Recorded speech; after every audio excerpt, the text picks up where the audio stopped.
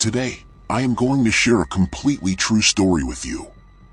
This event happened many years ago involving my uncle. Though he is no longer with us, back then he worked for the railway. One night, he was called in for emergency duty and had to leave home around 11 p.m.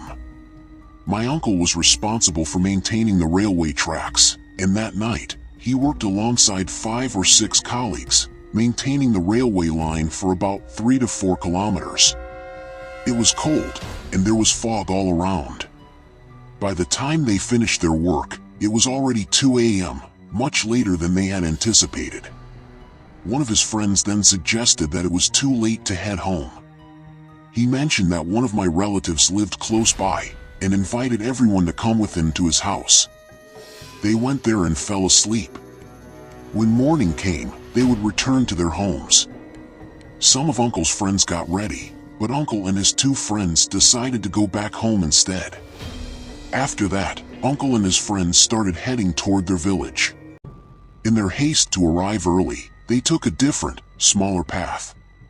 However, on the way, they spotted a large tree. They noticed that one branch of that tree was violently thrashing up and down. The rest of the tree remained calm, while just that one branch was shaking aggressively. It was strange to see, but as they got closer, they realized that someone was sitting atop the tree, shaking the branch and laughing loudly.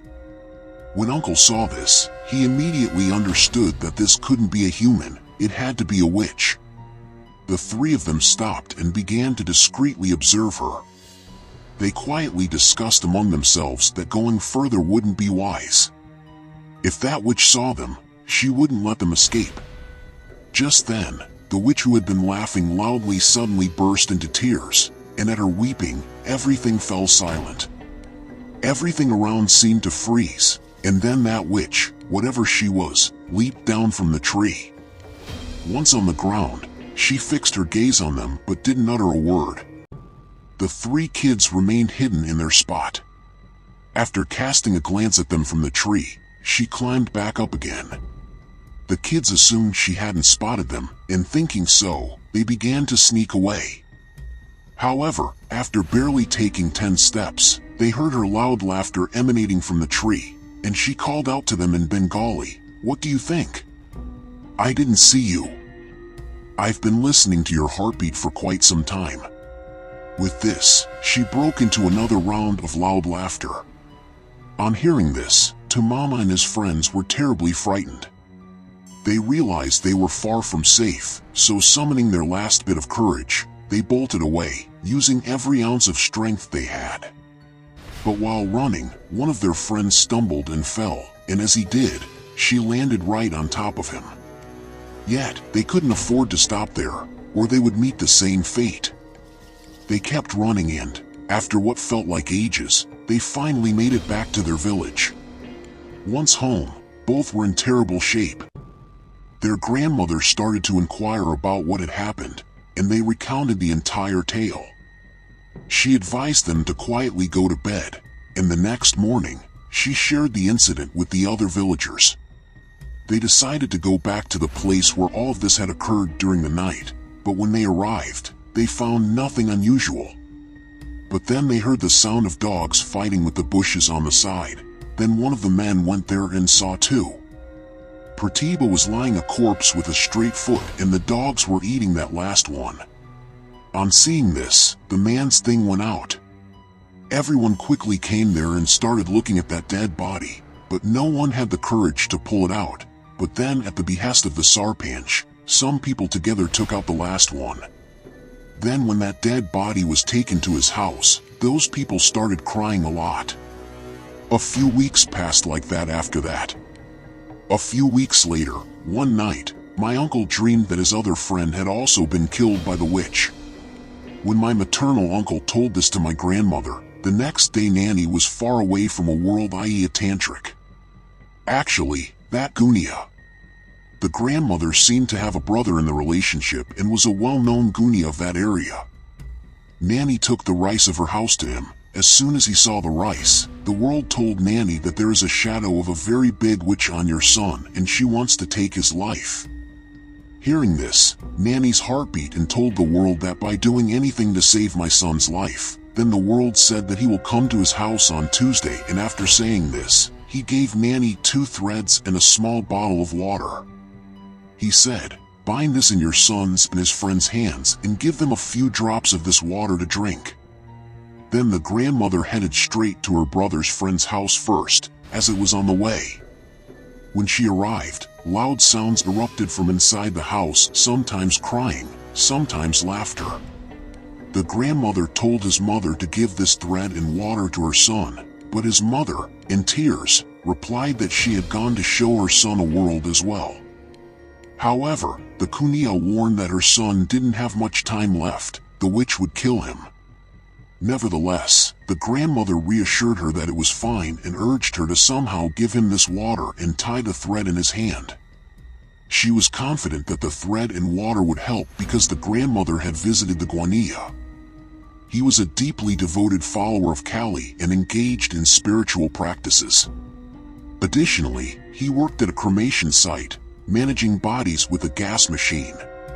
Mama's friend's mother attempted to bring him water, but he was so absorbed in his tasks that he didn't respond. However, with the help of a few people nearby, they managed to open the door to his room. As soon as the door swung open, he fell completely silent, as if nothing had happened. When everyone gathered around him, he suddenly began shouting vulgar insults at them. Eventually, the group managed to restrain him, and Nanny tied a thread around his wrist. As she did this, he cried and yelled, but after a short while, he abruptly fell silent. Nanny then poured a few drops of water into his mouth before everyone left the room, including Nanny, who returned home. At home, Mama was being cared for by his 2 sisters and some neighbors, and as soon as Nanny arrived, Mama jumped out of his bed and tried to escape. He was panicking like an animal, running back and forth. The neighbors were also trying to catch him, but he couldn't get away because there was only one entrance in and out of Nanny's house, and Nanny was standing right there at the door. When he saw her, he started to bend and cower in fear. Nanny then picked up a stick and threatened him, saying that if he didn't come to her, she would beat him and break the stick over him. Upon hearing this, Mama burst into loud laughter. His eyes rolled in terror as he started cursing her. 2 people managed to grab him, and Nanny swiftly tied a thread around their wrists and poured water into their mouths. After that, Mama fell asleep quietly. 2 days later, one night, some people came to Nanny's house, knocking on the door and calling out to her. When Nanny opened the door, she saw that they were all Mama's friends, and they informed her that Manus had run away from home. Manus was the name of the friend that the witch had captured, and they asked Nanny if Ajay was home. "Ajay is my mama's name." Nanny replied, "Yes." Ajay is still sleeping inside. Manas's friends reported that he suddenly woke up while sleeping at home, opened the door, and ran away. Now, all the boys and elders from his village are searching for him, but they can't find him anywhere. After thinking for a moment, his grandmother suggested that Ajay and Manas must have gone to the spot where they saw the witch. Following this, their friends woke up a few people from Mama's village to inform them about everything. Then, they all set out together to head there. There was a magical witch that lived in that area. Meanwhile, some of Mama's friends went to call the villagers from Manas's side, and within a short time, about 40 to 50 people from both villages gathered there, carrying spices in their hands. They arrived at the tree where the witch lived and began watching her from a distance. Among them were 3 or 4 dolls as well. They slowly started moving closer to that tree. It was clear to them that the witch likely hadn't spared Manas's life by now. But today, they wanted to burn that witch. As they approached the tree, they saw her standing atop it, silently watching them. At her feet lay the body of a man, blood dripping down to the ground. This sight terrified everyone, yet the witch did not approach anyone. She seemed to be holding her dreams in her hands while the healer chanted spells. Then, they were signaled to surround the tree from all sides. But the witch wasn't coming down yet. She was just controlling things from above. Then, in anger, she threw Manas's dead body down from above. The villagers noticed that Manas's body had turned into something like the previous dead body.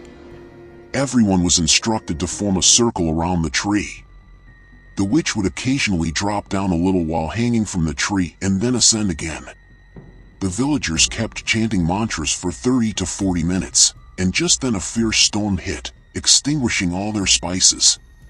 The wind was so strong that everyone was blown away in different directions. Shortly after the wind died down, the world told the villagers that it was time to leave. The witch is trapped in this tree, but not for long. We must return fully prepared to bind her again. However, for this, we will need a more powerful practitioner. Afterward, the villagers took Manas's dead body and handed it over to his family. Then, precisely 2 days later, Ronnie's brother arrived at their home and began his prayers. Everything went smoothly. After finishing the prayers, they gave an amulet to Uncle and instructed him never to remove it. Later, some villagers visited Uncle's house, talked to Nanny's brother, and shared everything with him. He replied that he was already planning to carry out this task. The Lord and the villagers gathered near the practitioner in Manas's village, where 2 other practitioners were already present. They met Nanny's brother and devised a plan together. They mentioned that today was an auspicious day, and they needed to perform everything tonight. After this, they dispersed to gather their respective supplies. Each practitioner had studied different arts, so they required various materials. However, they all were connected to those performing sacrifices. Around 9 p.m., the practitioners and about 50 to 60 villagers gathered and made their way towards that tree. Shortly thereafter, they found themselves standing before it. Initially, the tree was completely still. As soon as they reached him, Bhupesh began to shake violently, and then the voice of the witch echoed from the top of the tree. She was yelling and cursing everyone around her. The group formed a circle, holding spices, and stood around the tree. After a little while, someone distributed rice mixed with vermilion to each person, instructing them to hold it. They all complied. A minute later, the witch targeted a villager standing nearby, calling him by name to scare him. She threatened, "Leave now, or I will wipe out your whole family immediately." But that man wasn't afraid. Then the witch began to scare each person standing there by calling out their names. She knew everyone's names. Many were about to run away in fear. But Ganiya shouted to everyone that whoever leaves from here, this witch will kill them. Ganiya explained that since you all are holding this rice in your hands, it means you want to get rid of the witch. That's why the witch is trying to scare you into fleeing. After a while, Nanny's brother told all the villagers to toss their rice into the tree, and they all did just that. As soon as they threw the rice, the witch began screaming as if she would kill everyone right then.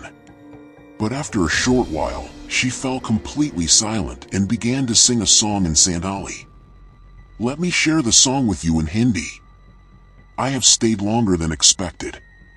You haven't seen me or heard me. Without a branch, there is no tree. Without air, there is no breath. I will call you, I will call you. You must come with your pain. After saying that, she suddenly got quiet but then started screaming again. At that point, Nanny's brother told everyone it was time to go since their work was done. After that, all the villagers left. Just a week later, that tree suddenly dried up and died. Everything in the village became normal afterward. However, the villagers have never forgotten that song, the witch's song that she hummed that night. Even today, it's sung to scare the village children. My name is Arnav Singh. This story happened 3 years ago when we moved to a flat.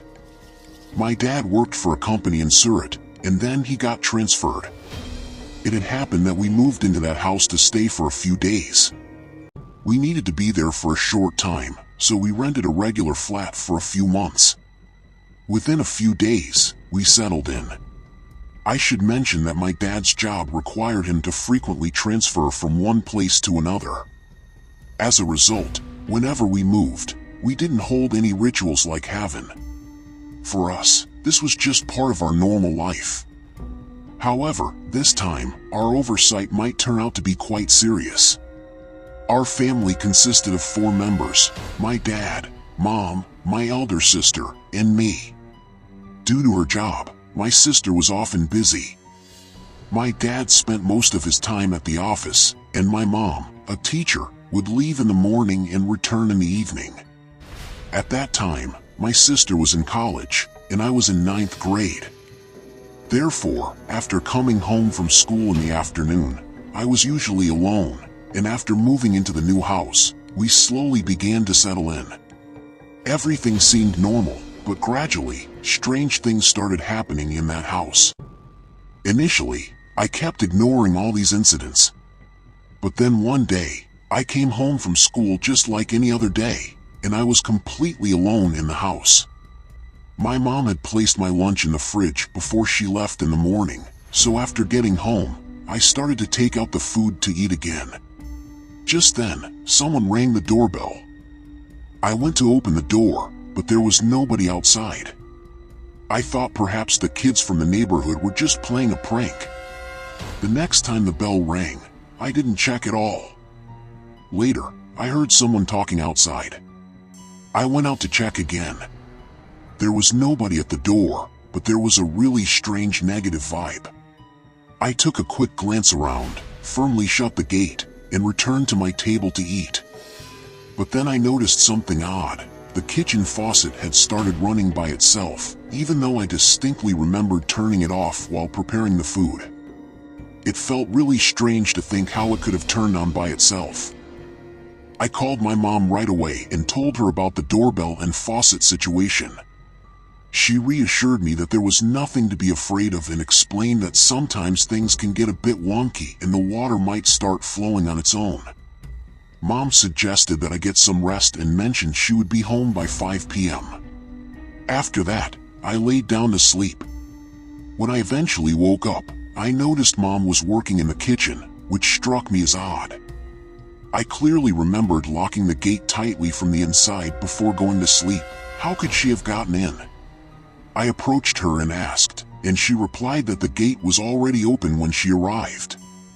I was beginning to realize that there was definitely something off about this house. Following that, nothing significant happened for a few days. However, in the meantime, I started experiencing terrifying dreams at night, and one thing remained constant in all of these dreams. I always saw a girl's face, even though I had never encountered her before. A few days later, I was discussing this with some friends, but none of them seemed interested in what I was saying. At that moment, my friend Kushi's little sister was also present. Listening to me, she seemed eager to share something. However, he didn't say anything because Kushi interrupted him, stating that little kids shouldn't speak out of turn. I found it a bit odd, but I didn't think much of it. A few days later, while I was on the rooftop of my building, I ran into Kushi's little sister. I asked her what was going on, and she told me that we should leave this flat quickly. I asked her why there was a problem with the flat, and she explained that a family used to live there, which included a girl who had committed suicide by hanging herself in that same flat. Nobody knew why she did it, nor did she leave behind a suicide note. But ever since then, I started hearing cries coming from that flight. He told me that a family had come here to stay before us, but they also left after just a few days. Hearing all this made me really scared. After that, I returned home, but that thought kept circling in my mind. That night, I couldn't sleep. It felt strange in the room, as if the air had become really heavy.